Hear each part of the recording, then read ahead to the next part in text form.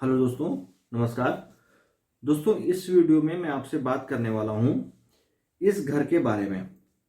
तो सबसे पहले तो आप ये देखो कि आपको क्या दिख रहा है यहाँ पे। यहाँ पे आप ये देख रहे होंगे कि यहाँ पे ब्रिक वर्क किया गया है। अब आपको ये लग रहा होगा कि ये ब्रिक वर्क कैसा है। तो काफ़ी लोगों को ये भी लग रहा होगा कि यहाँ पे क्या है, फाउंडेशन खोदी गई होगी। फाउंडेशन खोदने के बाद कॉलम को लगाया गया होगा, कॉलम के साथ साथ ये ब्रिक वर्क नीचे से ही ऊपर तक ले आया गया है यहाँ पे। और यहाँ पे कोई देखिए, कोई प्लिंथ बीम भी नहीं है, जिसको काफ़ी लोग कुर्सी बीम बोलते हैं, काफ़ी लोग जो है टाई बीम बोलते हैं। अभी कोई भी यहाँ बीम नहीं पड़ी हुई है। और लेकिन बीच में देखिए ब्रिक वर्क किया हुआ है। तो अच्छा, काफ़ी सारे लोग कह रहे होंगे भाई इसमें क्या, कौन सी बड़ी बात है। भाई इसका घर का जो नक्शा होगा या फिर इसके घर का जो प्लान होगा, कहाँ कहाँ पे दीवारें आएंगी, उस हिसाब से यहाँ पे क्या इन्होंने अपनी ब्रिक वर्क भी दे दी बीच बीच में, जहाँ पे पार्टीशन वाल होनी है। तो यहाँ पे देखो कन्फ्यूजन होता है कई सारे लोगों को। अब इसमें कन्फ्यूजन सबसे ज़्यादा ये है कि काफ़ी सारे लोग ये पूछते हैं कि जब भी आप अपना घर कॉलम बीम पे बनवाते हो तो ये बीच में ब्रिक वर्क करना सही है या नहीं सही है। अब इसके दो रीज़न हैं। सही किस केस में है? अब सही आपको स्ट्रक्चर इंजीनियर ही बताएगा या फिर आपका जो सिविल वाला बंदा है वो बताएगा। अगर आपका एक कॉलम से दूसरे कॉलम के बीच की दूरी काफ़ी ज़्यादा है, उसमें कोई भी बीच में सपोर्ट नहीं है, और तो वहां पे शायद ब्रिकवर्क दे सकते हैं। क्यों? क्योंकि देखो घर का जो स्ट्रक्चर होता है वो बहुत हैवी नहीं होता है, नॉर्मल रखा जाता है। तो अगर 30-40 फीट का कोई स्पैन है बीच में, दो कॉलम के बीच में, मतलब दो स्पैन मतलब दो कॉलम के बीच की जो डिस्टेंस है वो 30 से 40 फीट है, कोई भी बीच में सपोर्ट नहीं है बीम के लिए, जो आपकी प्लिंथ बीम है, तो वहां पे जो है नीचे ब्रिकवर्क की जा सकती है। लेकिन ये डिपेंड है, हो भी सकती है नहीं भी हो सकती है। लेकिन यहाँ पे क्या है, यहाँ पे देखिए इतना कोई चौड़ा स्पैन नहीं है।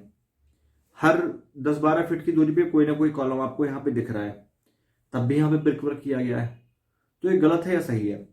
तो देखिए, मैं आप मुझसे पूछो तो मैं तो कहूँगा यहाँ पे काम ये बिल्कुल गलत किया गया है जिसने भी किया है। क्योंकि भाई इतना कम स्पैन है और उसके बाद घर का आप काम करवा रहे हो, कोई हैवी स्ट्रक्चर तो है नहीं कि कोई फैक्ट्री का एरिया आप बना रहे हो कि यहाँ पे जाने की जरूरत है कि बहुत हैवी ड्यूटी काम कर रहे हो अपने उस पर। नॉर्मल घर है, तो जब इतना आप बना ही रहे हो, इतना घर ही बना रहे हो, तो इसके बीच में इतने पास पास में कॉलम है, तो नीचे ब्रिकवर्क देने की कोई जरूरत यहाँ पे नहीं लगती है। अब यहाँ पे दिया तो है, दिया दे दिया ब्रिकवर्क। ब्रिकवर्क देने में कितने आपकी ईंटें यहाँ खर्च हुई होंगी ये आपको भी आइडिया नहीं होगा भाई। इतनी फाउंडेशन, नीचे से फाउंडेशन 6-7 फीट की हाइट से आ रही होगी फाउंडेशन ये ईंट की। अब इतने इतने में कम से कम 10,000 ईंटें, 15,000 ईंटें लग गई होंगी आराम से। क्योंकि फाउंडेशन में ईंटों का कोई पता नहीं चलता है। कि फाउंडेशन जो होती है, देखो ऊपर क्या है, जब आप कमरा बनवा रहते हो, कमरा बनवाते हैं जब आप, तो उसमें क्या आप सिंगल ईंट का भी यूज कर सकते हैं। बहुत ज्यादा आप 9 इंच की ईंट का यूज कर सकते हो, 9 इंच की दीवार बना सकते हो आप। लेकिन जब फाउंडेशन में क्या है, फाउंडेशन नीचे से मोटी, फिर उससे पतली, फिर उससे पतली होते हुए आती है, तो इसमें ईंटों का खर्चा बहुत ज्यादा होता है। तो यहाँ पे आप ये बचत कर सकते हैं। लेकिन अब ऐसा भी नहीं कि आप सोचे कि मैंने बोल दिया कि हाँ भाई, आप अगर आप कॉलम बीम का घर बनवा रहे हैं तो आपको ईंटों का जो वॉल है वो बिल्कुल नहीं देनी है। ऐसा बिल्कुल भी नहीं है। बीच में आप छोड़ सकते हो, स्किप कर सकते हो। लेकिन जो आपका प्लॉट का एरिया है, प्लॉट का एरिया मतलब जैसा कि आपका यहाँ प्लॉट मान लिया सपोज दैट 30 फीट फ्रंट है आपका और 60 या 70 फीट की गहराई है प्लॉट की, तो जो प्लॉट का बॉर्डर एरिया है, तो यहाँ पे आपको ब्रिकवर्क जरूर करना है। अब क्यों करना है, इसका रीजन भी है। देखो, सबसे पहले अगर मान लो कि आप नहीं करते हो इनकेस, तो क्या दिक्कत हो सकती है। एक तो पहली बात तो ये है कि चलो हाँ, खाली प्लॉट होता, जैसे यहाँ पे आप देख रहे हैं खाली प्लॉट है यहाँ पे, तो चलो आदमी खुद करा लेता है कि हाँ चलो भाई आसपास कोई घर बना नहीं हुआ है, तो यहाँ पे ब्रिकवर्क कर लेते हैं बॉर्डर अपने एरिया पे, प्लॉट के एरिया पे। लेकिन यहाँ पे क्या है, यहाँ पे देखो आप कि आपके लेफ्ट में भी घर बना हुआ है, राइट में भी घर बना हुआ है और बैक साइड में भी घर बना हुआ है।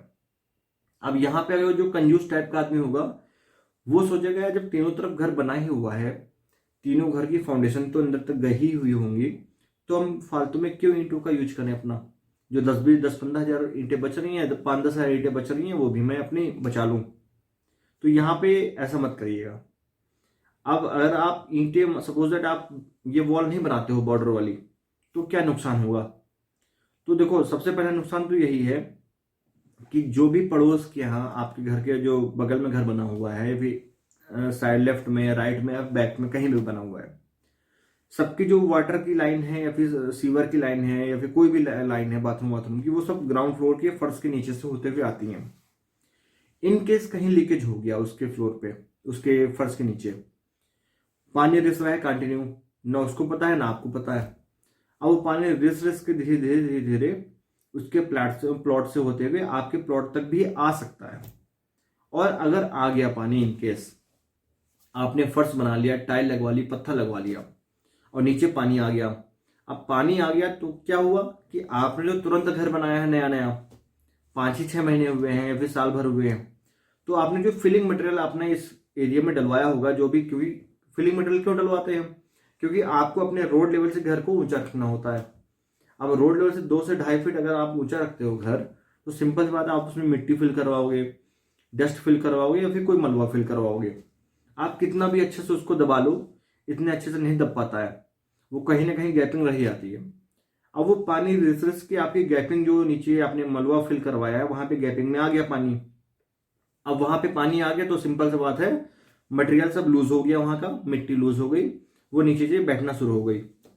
अब जब मिट्टी वहां की मलबा नीचे बैठेगा, तो जो आपका फर्श लगा हुआ है, चाहे आपने टाइल लगवाया हो चाहे आपने पत्थर लगवाया हो, वो भी नीचे ऊपर से क्या है, बजने लगेगा। बजने लगेगा मतलब हॉलो साउंड आने लगेगा कि नीचे कोई मसाला लगा नहीं हुआ है।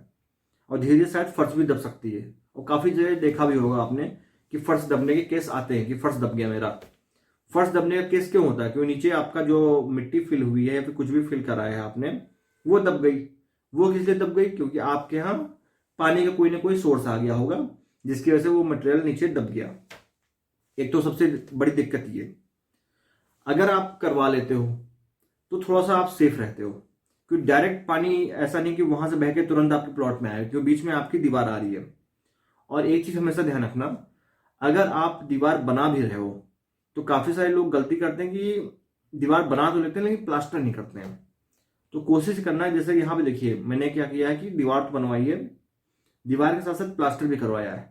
इस प्लास्टर में वाटरप्रूफिंग केमिकल भी मिलवाया है कि इन केस पड़ोसी साइड से कोई दिक्कत होती है तो इतनी जल्दी आपके प्लॉट में इफेक्ट ना आए। तो खाली साइड साइड आपको बाउंड्री वॉल जो भी बाउंड्री वॉल नहीं, जो भी बॉर्डर लाइन में आपको ब्रिक वर्क करवाना हो तो आराम से आप अच्छे से करवाइए, और प्लास्टर भी साथ में करवा लीजिएगा, तो ज्यादा सेफ रहोगे इस चीज से। कम से कम किसी दूसरे की गलती से आपके घर पे नुकसान नहीं होगा। आपके फ्लोर के अंदर कुछ मान लो लीकेज होती है तो चलो समझ में आती, चलो आपकी गलती रही, आपके यहाँ सीलन आई या फिर लीकेज हुआ पानी का, तो उसकी वजह से आपका फर्श बैठा, तो इतना आप जो है इतनी आपको दिक्कत नहीं होती है, इतना आपको खलता नहीं है। लेकिन पड़ोसी के यहाँ से पानी लीकेज होगी, आपके यहाँ आ रहा है और आपका फर्श दब रहा है, तो बड़ा खलता है। ठीक है, तो इस वीडियो में खैर देखो 2 पॉइंट आपके क्लियर हो गए होंगे। ये वॉल करानी है या नहीं करानी है वो भी चीज क्लियर हो गई। बीच की पार्टीशन वॉल देने का कोई मतलब नहीं, अगर फ्रेम स्ट्रक्चर बनवा रहे हो कॉलम बीम पे तो बिल्कुल मत देना। ठीक है, हाँ अगर ज्यादा स्पैन है तो आपका स्ट्रक्चर इंजीनियर खुद ही आपको बताएगा कि देना है या नहीं देना है।